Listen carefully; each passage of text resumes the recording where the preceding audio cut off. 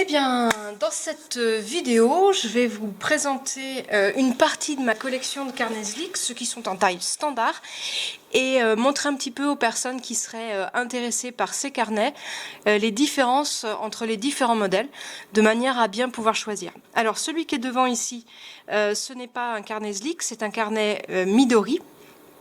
Pour faire une petite comparaison, la différence actuellement, bon, il y a quelques mois, on avait une différence de prix majeure, c'est-à-dire que pour le prix d'un carnet régulier, un passeport et le porte-crayon, on en avait pour 2 fois moins cher qu'un Midori standard comme celui-ci.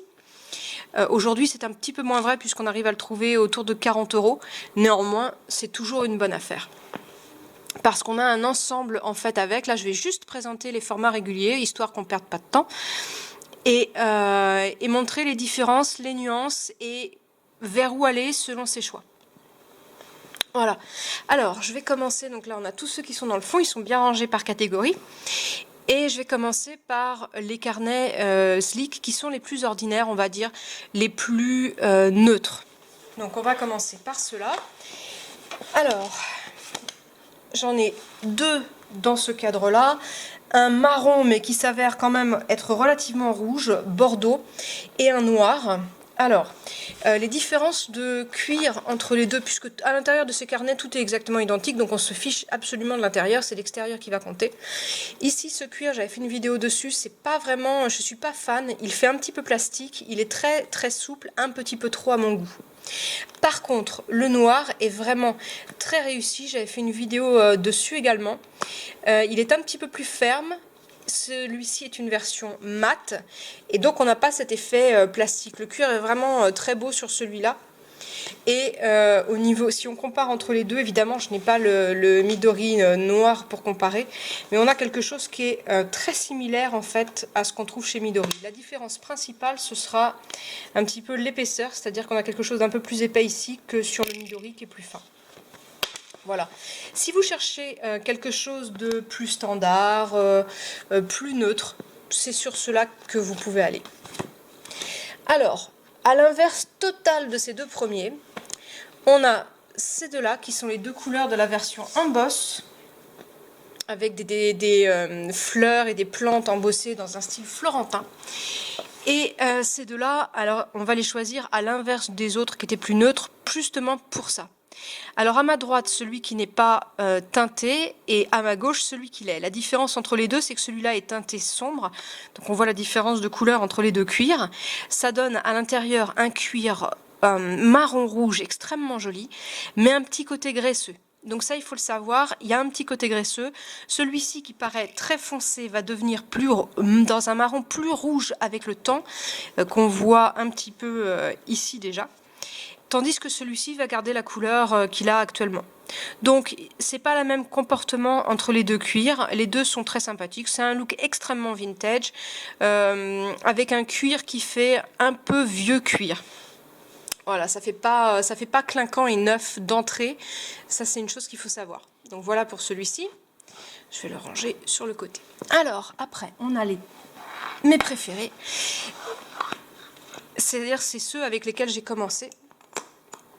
Et alors, on a à gauche le dark brown, au centre le dark green et à droite le dark red.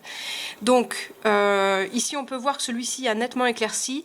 Je ne vais pas m'étendre énormément sur celui-là, simplement parce que ce modèle dark brown n'est plus le même que celui qui est commercialisé actuellement sous ce nom. Ils ont changé le cuir. Le mien avait un cuir un peu plus fin, un peu plus souple, et qui éclaircissait énormément avec un côté un peu farineux sur le dessus, mais qui est très très joli, qui a un look du coup qui vieillit très vite. Et d'ailleurs c'est dans ce cadre-là qu'on choisira ce type de carnet. C'est un carnet sur lequel on va aimer les coups, les cicatrices et les griffures. Et on va chercher un maximum à les avoir.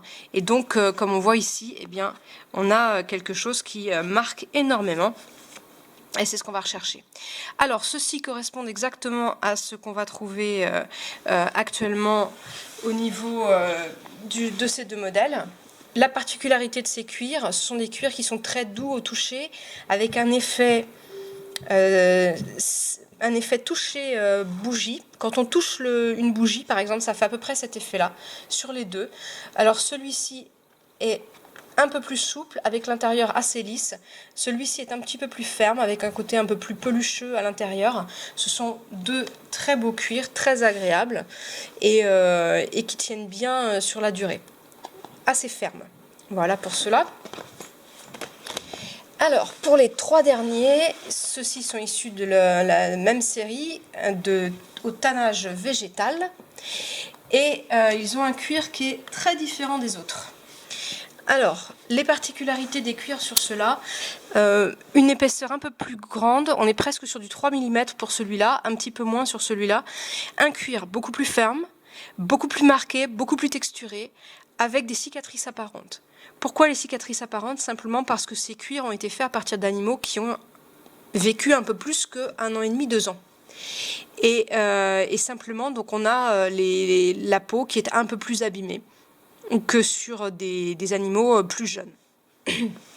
Voilà. Alors à droite, le modèle bleu, sa particularité, c'est d'être extrêmement ferme, un cuir presque carton, tellement il est ferme, avec quelques défauts, et notamment de faire des points blancs. C'est-à-dire qu'on a cette jolie couleur qui est un peu rose-bleu, violet, un petit peu entre les deux, même s'il s'appelle bleu, mais tous les accros vont ressortir en blanc, et ça c'est beaucoup moins joli. Donc il vieillira un petit peu moins bien celui-ci. Il faudra vraiment le choisir si vous êtes très tenté par la couleur. À gauche, le rouge a vraiment une couleur superbe. Et du coup, j'ai mis un élastique safran pour aller avec. Pareil, un cuir qui est très texturé, où on voit un certain nombre de traces. Alors, je n'avais pas montré, mais je crois que sur celui-là, on a des belles cicatrices. Voilà. Ici, on a également une belle cicatrice qui ressort bien. Donc ça, il faut le savoir. Selon la pièce qu'on a, on peut très bien avoir une cicatrice en plein milieu devant. Et on a quelque chose d'un peu texturé, avec des zones un peu enfoncées, qui sont propres à ce type de cuir. On le voit très bien aussi sur celui-ci, qui est mon préféré des trois, qui a un cuir un petit peu intermédiaire en termes de souplesse entre les deux, mais qui reste relativement ferme, et qui est, pour le coup, très texturé, avec des marques, avec des cicatrices, comme ce qu'on a là. Voilà, donc ça, il faut le savoir quand on choisit cela. Donc au final, je vais faire un petit tour rapide. Donc ceux-là, l'intérêt c'est plus le côté couleur, le côté tannage naturel, mais un cuir parfois un petit peu ferme, avec beaucoup de cicatrices, et qui n'aura pas la capacité à vieillir des précédents.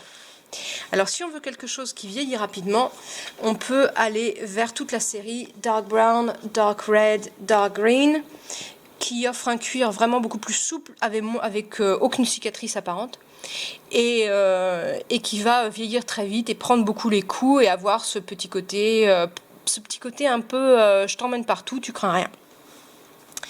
Pour un look beaucoup plus vintage, on va avoir cela.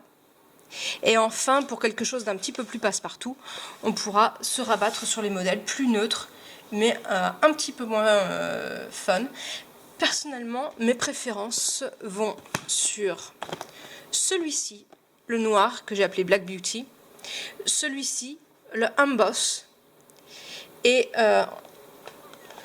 celui-ci, le Dark Green, ou le Dark Red, ou le Dark Brown, peu importe, je les aime tous beaucoup. Et enfin, celui-ci, le Honey Colored, dont j'aime bien la couleur marron, c'est vraiment une couleur qui me plaît beaucoup. Voilà, j'espère que cette présentation vous aura permis de faire un petit peu la différence entre les différents modèles proposés par Zlick et leurs différents cuirs.